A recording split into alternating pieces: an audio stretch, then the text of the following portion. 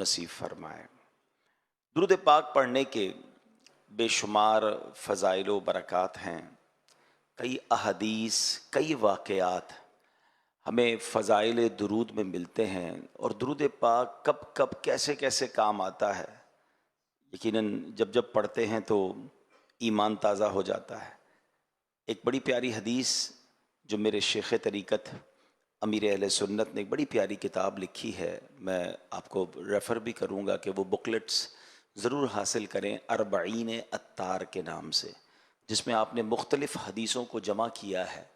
اربعین عطار کا volume number 2 ہے، قسط نمبر 2 ہے، اور اس کا پیج نمبر 16 اور حدیث پاک نمبر بھی 16 ہے۔ دا بیوٹیفل حدیث۔ میں اگر اس حدیث کو بیان کرنے سے پہلے اگر ایک کوشچن کر لوں کہ ہم میں سے کون کون چاہتا ہے کہ اللہ پاک میرے دل کو روشن فرما دے؟ یقیناً ہر کوئی چاہتا ہے۔ کون مسلمان ہوگا جو نہ چاہے کہ میرا دل نورانی ہو جائے، میرا دل روشن ہو جائے؟ But what is the way to make your heart enlighten? کیسے ہمارا دل روشن ہوگا، کیسے نورانی ہوگا؟ تو آئیے انہی سے پوچھ لیتے ہیں جن کا دل رب نے نورانی بنایا ہے، جن کا دل کیسا تھا، مبارک دل کہ جس کو ایک بار نہیں، آپ کی حیات طیبہ میں 4 بار آپ کے دل مبارک میں نور کو داخل کیا گیا، سینے کو کھولا گیا۔ شق صدر جو ہے یہ نبی پاک کا معجزہ ہے۔ اور دل اقدس کیسا ہے کہ اعلیٰ حضرت لکھتے ہیں نا کہ تو جو چاہے تو ابھی میل میرے دل کے دھلیں، تو جو چاہے تو ابھی میل میرے دل کے دھلیں، کہ خدا دل نہیں کرتا کبھی میلا تیرا۔ وہ آقا فرما رہے ہیں، وہی فارمولہ دے رہے ہیں کہ دل روشن کیسے ہو سکتا ہے۔ ویری شارٹ اینڈ سویٹ حدیث پاک۔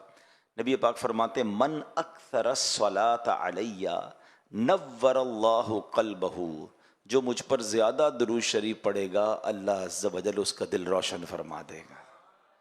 یعنی کمال کا وظیفہ ہے کہ کتنے فوائد ہیں۔ اگر درود پاک کے کبھی بیٹھ کے لسٹ ڈاؤن کریں نا کہ کتنی برکتیں درود پاک کی، تو آپ کو شاید لسٹ بنتی چلی جائے گی۔ دنیا میں، آخرت میں، قیامت میں کون سا فائدہ ہے جو آپ چاہتے ہیں اور وہ درود پاک میں نہیں ہے؟ میں ایک چھوٹی سی سمری بیان کر دیتا ہوں۔ پہلے تو اگر میں آپ کو یہ کہوں کہ چونکہ نیو ایئر ہے، نیا سال شروع ہوا ہے، اور یہ بھی بڑا کمال ہوا اس بار کہ نیا سال بھی شروع ہوا اور ساتھ ساتھ رحمت والے اسلامی مہینے بھی شروع ہو گئے، یعنی پہلی رجب اور نیو ایئر آلموسٹ برابر برابر میں ہم چل رہے ہیں۔ تو سبحان اللہ، یہ بھی ایک بڑی نورانی سیڑھی ہے۔ یعنی اگر آپ غور کریں نا، بیوٹیفل سیکوینس ہے کہ نبی پاک علیہ الصلوۃ والسلام فرماتے ہیں جس کا مضمون ہے کہ رجب اللہ کا مہینہ ہے، شعبان میرا مہینہ ہے، اور رمضان میری امت کا مہینہ ہے۔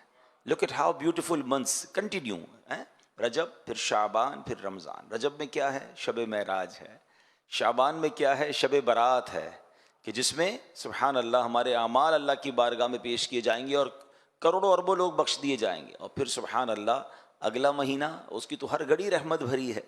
رجب، رمضان میں پہلا عشرہ، عشرہ رحمت، عشرہ مغفرت، پھر جہنم سے آزادی کا عشرہ، اور پھر وہ رات جس کو شب قدر فرمایا گیا۔ تو سبحان اللہ کنٹینیوسلی بلیسنگز، برکتیں، باؤنٹیز، ٹھیک ہے نا؟ تو اب انشاءاللہ آج کے بیان میں میری کوشش ہوگی کہ ہم کچھ نیو ایئر کی پلاننگ کریں۔ نیو ایئر ریزولوشنز پر بڑی بات ہوتی ہے کہ جناب یہ سال آپ کیسا گزارنا چاہتے ہیں، زندگی میں کیا بدلاؤ لانا چاہتے ہیں۔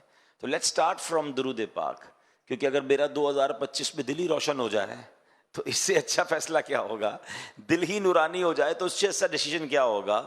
تو اب ذرا اگر ہم کبھی، میں آپ کو ایک سوال کرنا چاہوں گا کہ کبھی بھی فارغ بیٹھے ہو نا تو ایک لسٹ بنائیں کہ what will you want in this دنیا at the time of death and at the time of hereafter, اور ان ہیئر آفٹر۔ آپ دنیا میں کیا چاہتے ہیں، مرتے وقت کیا چاہتے ہیں، اور آخرت میں کیا چاہتے ہیں؟ ایک مسلمان ہونے کی حیثیت سے کبھی آپ لسٹ ڈاؤن کیجئے گا جو جو آپ کی خواہشیں ہیں۔ اور میں اب چند حدیثوں کا خلاصہ آپ کی طرف بڑھاتا ہوں، یا روایتیں ہیں یا حدیثیں ہیں، اس کو یوں سمجھ لیں گلدستہ آپ کی طرف بڑھاتا ہوں۔ ہر جملے پر آپ سبحان اللہ بھی اللہ کے ذکر کی نیت سے کہتے جائیے گا تو انشاءاللہ جنت میں درخت بھی لگتا جائے گا۔ آپ اگر چاہتے ہیں کہ آپ کی عزتوں میں اضافہ ہو تو درود پاک پڑھیے۔